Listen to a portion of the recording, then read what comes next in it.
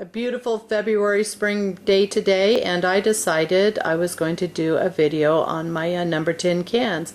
Hey everyone, it's Obsessive Prepper AZ. I've done several videos that I've showed you my food storage of my mason jars, my number 10 cans, my pantry storage, but I've never showed you my room that I've got that I store most of my number 10 cans and my basic prepping gear. I'm going to post at the end of the video the links to my other videos of how I've got food storage, where I store my jars, another video on dehydrating, things like that. So this is kind of like the end to my food storage videos of how I store my food storage. So anyways, I'm going to walk through this with you real quick and try not to, I'm not going to go extremely extensive on it. You can see through the video what I've got here, but I stockpile several different things, like I've talked in the past, of number 10 cans, mason jars, putting things in Mylar bags, purchasing,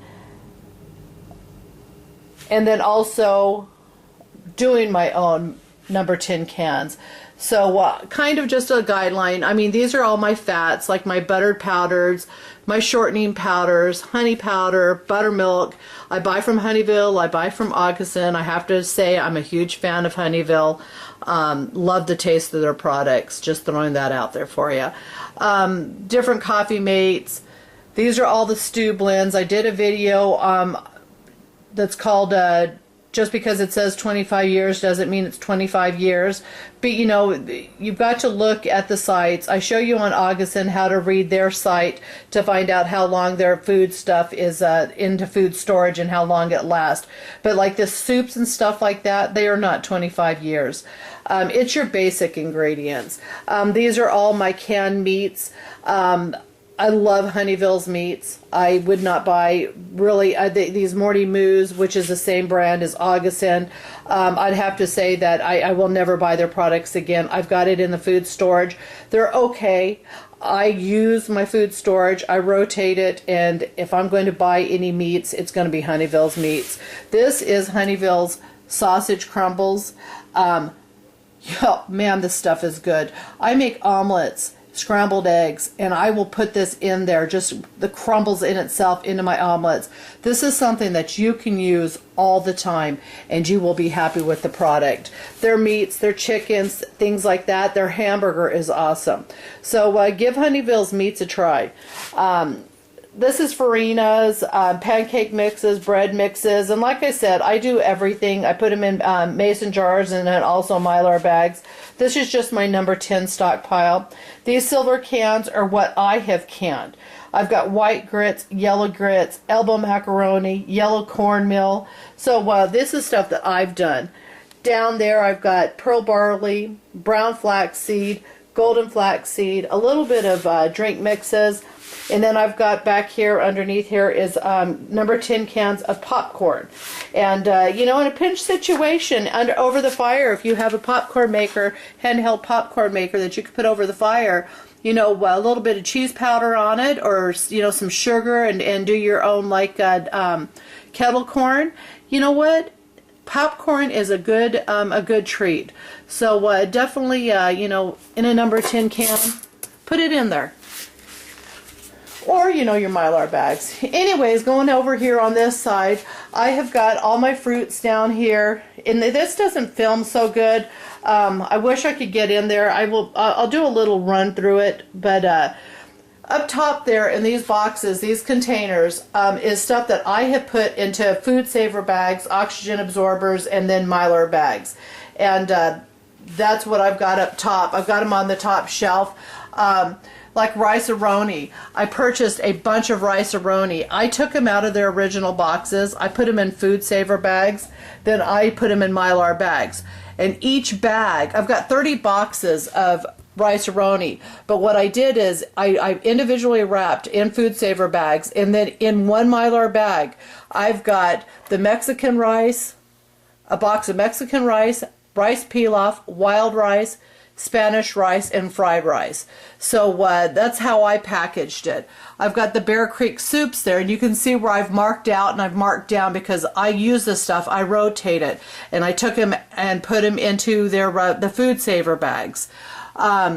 Dehydrated apples, lemons, cranberries, and peaches that I put into Mylar bags. That's stuff that I dehydrated myself. I've got shredded potatoes. Here are just your packages of pastas that I've put in Mylar bags. So I've got penne, spaghetti, tricolor rotini, spaghettis, macaroni, and spaghetti. So these are all in Mylar bags with the O2 absorbers. And then also, just to show you, I don't do it just that away. I put them in my number 10 cans. So I don't know if you can read it here. This can's macaroni, spaghetti noodles. Sorry, I'm kind of getting fancier. Spaghetti noodles, egg noodles, and I do it in number 10 cans also, and seal my number 10 cans. The same goes with the pinto beans. Let me try to get back here where you can see a little bit. That's beans for soups, a 7 bean. This is a 16 bean. So I do my own canning also. So just to show you that I don't just put them in Mylar bags, and like I said, I've got them in mason jars too. So I do a little bit of everything because I don't want any one product to go bad. I do backups. So these are all sorts of different potato products, potato flakes, things like that. These number 10 cans are stuff that I've dehydrated that I don't have in Mylar bags, but I put them in FoodSaver bags, and then I sealed them in the number 10 cans. This here is like stuff that I don't even have in the plastic containers yet that I've just done. This is apples that I've dehydrated. So anyways, number 10 cans of like fruits and things. Down below here are all my vegetables that I purchase in number 10 cans along with my dehydrated stuff. This is all stuff that I've dehydrated and put into mason jars. So like I said, I'll do where I put them in Mylar bags, but I also back up and I put things in FoodSaver bags, and then I seal them in the number 10 cans. So like I said, when I seal them, they're sealed. 5-gallon buckets of cornmeal, hard white wheat, another 6-pack of potato flakes. That's some of the Mylar bags that I've got that I haven't put up in the container yet. And then I've got what do I got here? 8 1-pound, I don't even know what I got in this box, 8 1-pound bags of grits. So I individually, this I haven't even got, this is 1-pound packages of grits that I put in FoodSaver bags and then the Mylar bags. And then what I will end up doing is, sorry about that, is end up putting them up in my containers up top there. I'm sorry this video is kind of shaky, but this is the basic food storage, your oats, your rice, your pinto beans, your hard white wheat. That each box has 6 number 10 cans in it. I've already gone through my soup mixes, my spaghetti noodles, things like that. Up top here, I've got like the equivalent of 3,000 eggs up here, powdered eggs. At the time, I couldn't purchase, they were completely out of egg powder, so I bought a 50-pound bag of powdered eggs, and I went ahead and did my own number 10 cans. All of this right here is sugar, and they go like 3 deep. Each row is 5, 10, 15, 20, 30 pounds of sugar, and so I put them in number 10 cans. Up top here, I've got my grinder, 2 different grinders, my Berkey water filter, my Excalibur. I love my Excalibur. This is my Nesco. I got extra trays. I used this for years before I got my Excalibur. I love my Excalibur now. A slicer, and my Solar Sun oven, which I've done several videos on. I've showed you that.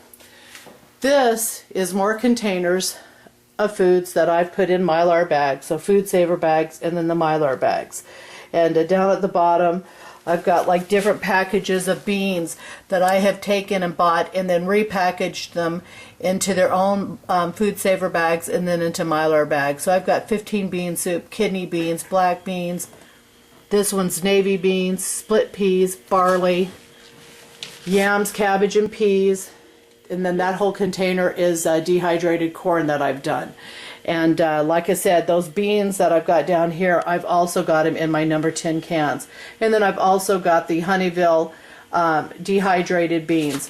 And what's neat about the buying them or doing them yourself dehydrated is you don't have to soak them. They're already, all you've got to do is reconstitute them and they're ready to go. Whereas the other ones you have to cook or soak. And so you can dehydrate your own beans or you can buy them in the number 10 cans, whatever works for you. These are my buckets of my meals in a jar. This in the Lowe's buckets down here is all sugar. And also I've got more sugar there. Those buckets there are the hard white wheat that I've got stored. Those two buckets here are my sprouting kits with the beans. I'll do that in a whole nother video. You're getting into another ball game. The only thing I want to say about buckets, I've bought a lot of the Honeyville buckets. I ended up going cheaper and buying Lowe's buckets. I was disappointed in them because the lids are very pliable and flexible. And what I ended up doing is taking some lids that are durable so that you can stack. Because the Lowe's lids will not hold the weight. And the way I found that out is this here is a bucket of laundry soap, and I had two buckets that I had made, one stacked on each other, and the whole lid on the bottom one collapsed. So I ended up cleaning up a little bit of a mess. But just to kind of give you heads up, you know, on the containers that you buy, make sure if you're going to stack them that they can hold the weight of each other. So on this side here, what I've got is a bunch of paper plates, silverware, bowls, things like that. And the reason why I do that is because I think in a SHTF situation, if you want to have something to eat on without having to worry about wasting water, you know, just any kind of pinch, to have some paper plates, things like that on hand. Down below here, I've got a boatload of different garbage bags that I've got stored. Now, you've got to think in an SHTF situation that you're not going to have garbage pickup. So you're going to need heavy-duty garbage bags to get rid of the waste. So, you know, have to think about that. I've got a bunch of these little waste paper basket bags. And if you think about it, you could put those in a toilet if there's no running water and use your toilet inside your house and then just knot your bag up, get rid of your bag. Or, you know, I have the handy-dandy 5-gallon bucket toilet lid. So, you know, just backups on everything. That there, I purchased Mylar bags by the hundreds because that's how many I use. I've got some salt. I've also got some salt inside the house. This is just a bunch of plastic lids for a lot of my number 10 cans. I've got more sugar on this side and then more eggs on that side. So that's kind of just like a quick view of that.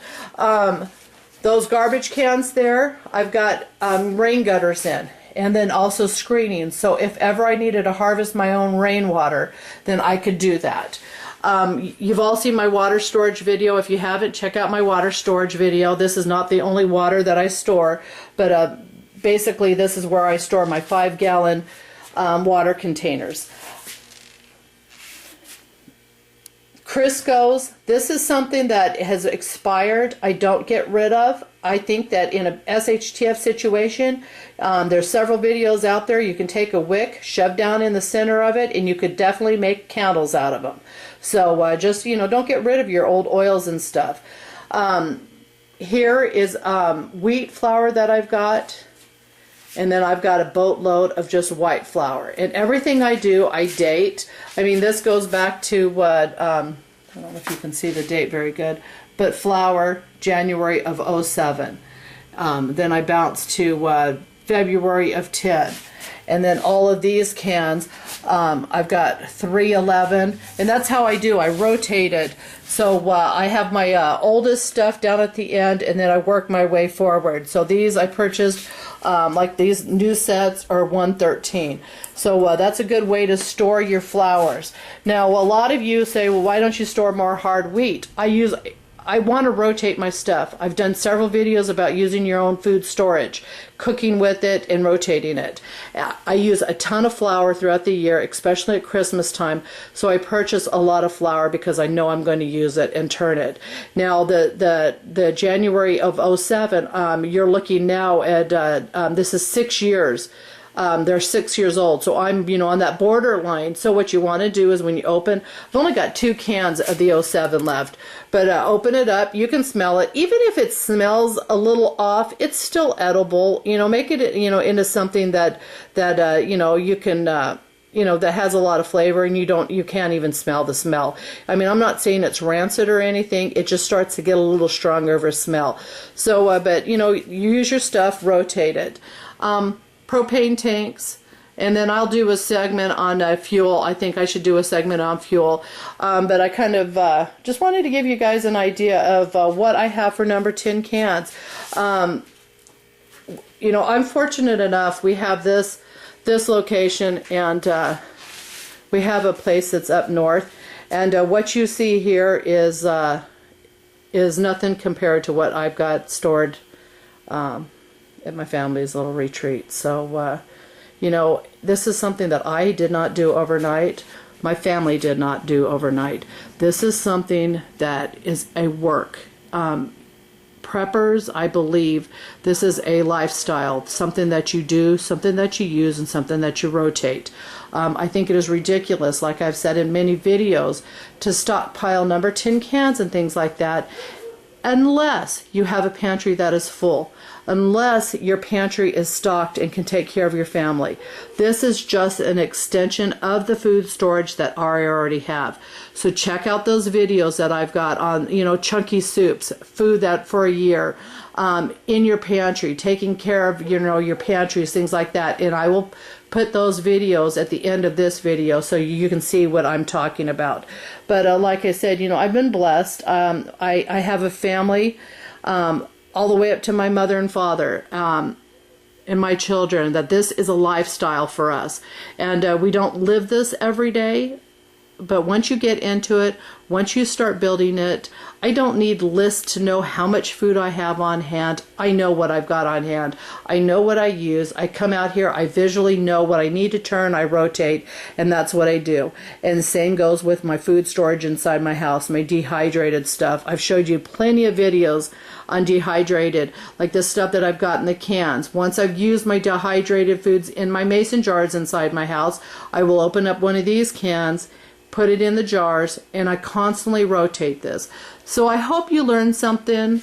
I hope you find it interesting. The only thing that I don't have in here is my Presto 23 quart canner. I love my Presto canner. For those people out there that cannot, don't have the expenses to buy that All-American, I have to say my 23 quart, if it's 7 quarts or 16 pints of regular mouth, or 14, it just depends.